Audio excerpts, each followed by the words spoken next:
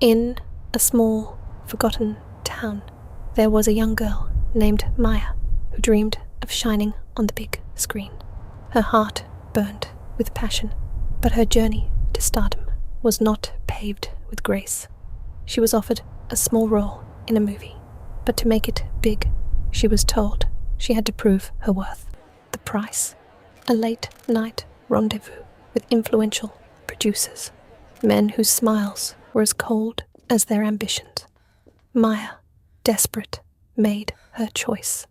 Each night, the flashes of cameras and applause seemed to promise a life she had always imagined. But behind the facade, the loneliness began to grow. She was no longer seen as an actress, but as a pawn in a game.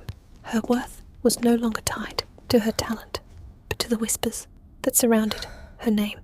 The fame she so desperately sought became her prison, and as the years went by, she was left with only fragments of who she once was.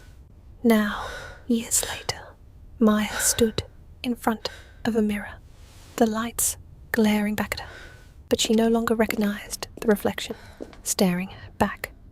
The fame she had fought for had cost her everything: her innocence, her dignity, and ultimately her soul.